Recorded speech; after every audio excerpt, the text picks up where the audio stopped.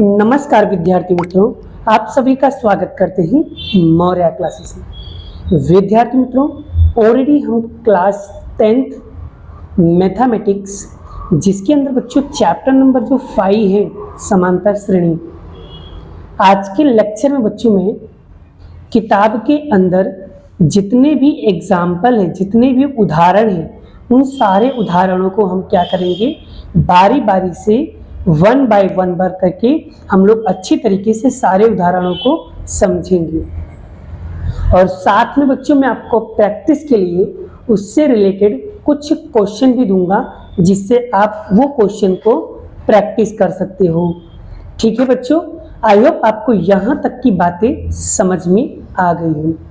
और अगर अभी तक आपने हमारे चैनल को सब्सक्राइब नहीं किया है तो सब्सक्राइब करके रखना। इससे एक बेनिफिट ये होगा बच्चों कि आपको मैं कोई भी वीडियो बनाऊंगा सबसे पहले नोटिफिकेशन आप सभी के पास आएगा। और जो बच्चे अभी भी तैयारी नहीं कर रहे हैं या किसी भी सब्जेक्ट्स में डाउट है या कंफ्यूजन है, बिंदास बेफिक्र होकर के आप मुझे कमेंट करो, मैसेज करो, उस टॉपिक पे वीडियो में जरूर बनाऊंगा।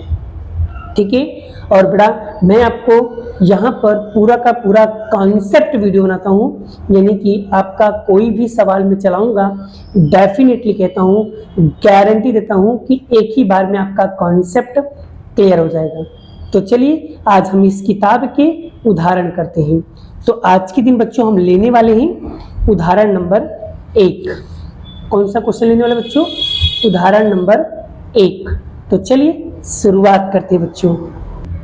चलिए बच्चों, उदाहरणों को सीखने से पहले इस चैप्टर के थोड़े बहुत बेसिक आपको पता होना चाहिए, जिससे आपका कॉन्सेप्ट क्लियर हो जाएगा। तो बच्चों इस चैप्टर में सबसे पहले ए का मतलब समझ लो। ए का मतलब होता है बच्चों प्रथम पद। क्लियर हुआ? जिसमें पहला पद होता है वही हमारा ए होता है। डी को हम बोलते हैं बच्चों सार्वंतर। तो डी कैसे निकाला जाता है? तो डी का सूत्र है बच्चों डी बराबर A2 माइनस A1। ठीक है।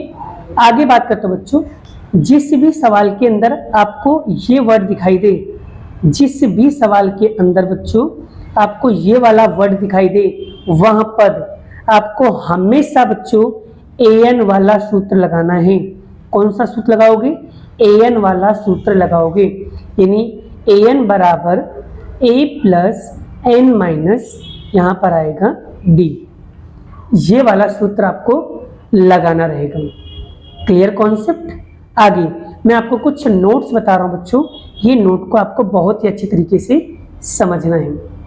जैसे कि तीसरा पद बराबर, तीसरा पद लिखा हुआ है तो उसका मतलब होता है A3। चौथा पद लिखा हुआ है उसका मतलब होता है A4। अब वहाँ 5वां पद लिखा हो, दूसरा पद लिखा हो, 10वां पद लिखा हो, 11वां पद लिखा हो, 17वां पद लिखा हो, कुछ भी लिखा हो, तो इसी तरीके से आपको लिखना है।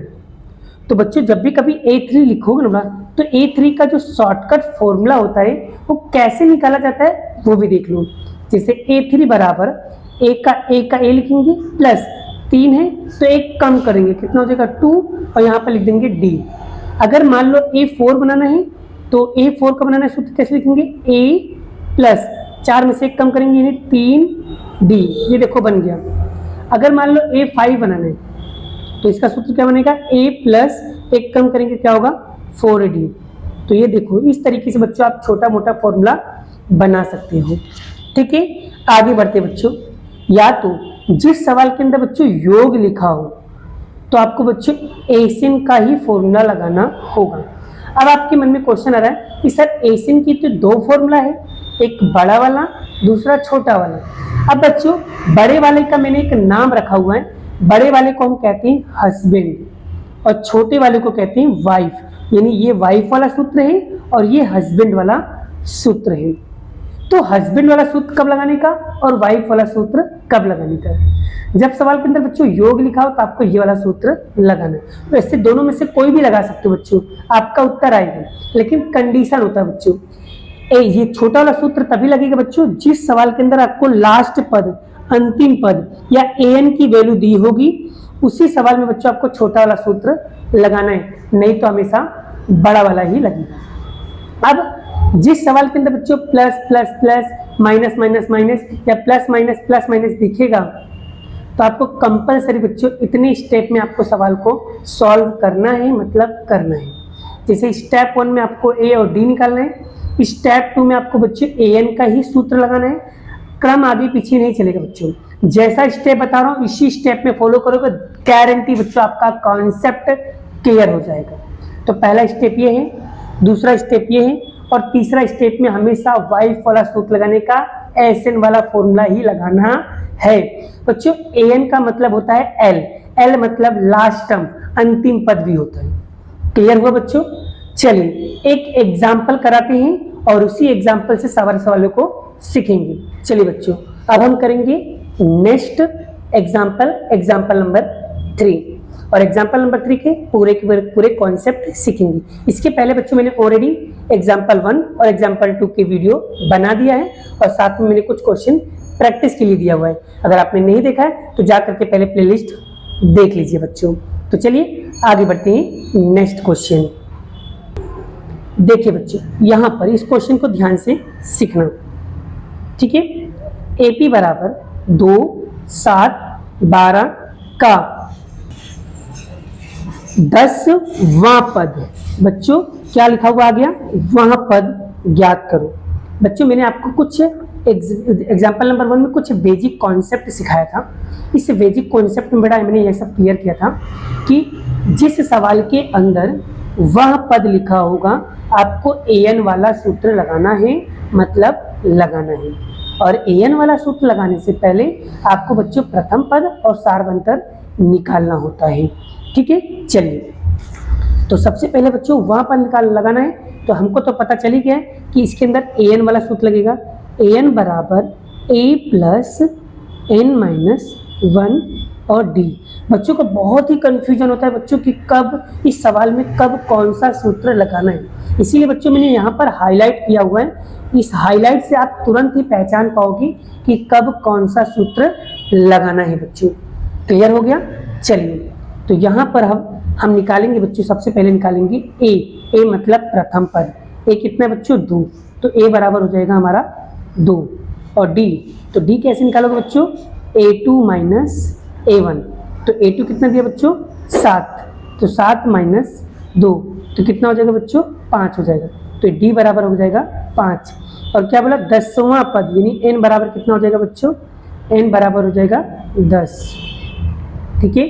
बस यहाँ पर a n की जगह पे लिखेंगे 10 बराबर a की जगह पे लिखेंगे 2 प्लस n की जगह पे क्या लिखेंगे बच्चों? 10 माइनस 1, और d की जगह पे लिखेंगे 5।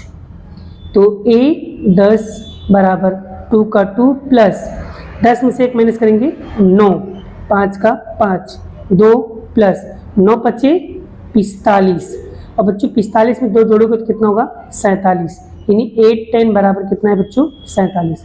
और इस टाइप के एग्जाम में आना गारंटेड है बच्चों, 100% IMP बच्चों। ये वाले सवाल आपको 100% प्रैक्टिस करके जाना है बच्चों। और इससे टाइप के बच्चों कोई क्वेश्चन अगर आपको सॉल्व करना है तो मैं आपको प्रैक्टिस के लिए कुछ क्वेश्चन दे रहा हूँ। तो यहाँ पर देख सकते हो बच्चों, ये रहा क्वेश्चन, उसके बाद आपको ये वाला क्वेश्चन, उसके बाद आपको ये वाला क्वेश्चन। यहाँ पर गुजराती में बच्चों लिखा होगा मुंह पद। मुंह पद का मतलब होता है बच्चों वह पद, वह पद, और यहाँ पर लिखा है मुंह पद मतलब कि वह पद। लो आपका कंफ्यूजन दूर कर दिया। तो आपको अब ये 3 क्वेश्चन प्रैक्टिस करना है ईमानदारी से। और बच्चों प्रैक्टिस करने के बाद यहाँ पर बड़ा उत्तर लिखा हुआ है, आप उत्तर चेकआउट कर सकते हो, ठीक है। आई होप बच्चों आपको ये 3 क्वेश्चन प्रैक्टिस 100% और ईमानदारी से प्रैक्टिस करने वाले हो, राइट। करोगे ना पक्का बच्चों? अगर ईमानदारी से प्रैक्टिस करोगे तो बच्चों आपका कॉन्सेप्ट क्लियर हो जाएगा। तो सभी लोगों को दिल से मेहनत करना है बच्चों, और माँ बाप का नाम रोशन करना है, और इसी तरीके से आपको पढ़ाई करना है बच्चों। और आगे भी अगर कोई क्वेश्चन नहीं आता बच्चों तो तुरंत आपको ऑन द स्पॉट बच्चों आपको सॉल्व करना है। उसके बाद बच्चों आपको ये 2 क्वेश्चन और दे रहा हूँ। यहाँ पर मुंह पद लिखा है, इसका मतलब होता है वह पद। मुंह पद का मतलब होता है वह पद। लो आपका हिंदी का प्रॉब्लम दूर कर दिया, ठीक है। ये 2 क्वेश्चन और आपको प्रैक्टिस करना है जो बोर्ड में पूछे गए। बस आपको करेंगे क्या बच्चों, सिर्फ वैल्यू चेंज करेंगे, बस सिर्फ वैल्यू चेंज होगा, बाकी सवाल का करने का तरीका कॉन्सेप्ट सेम होगा। आई होप, उम्मीद करता हूं बच्चों आपको ये टॉपिक, ये कॉन्सेप्ट भी समझ में आ गया।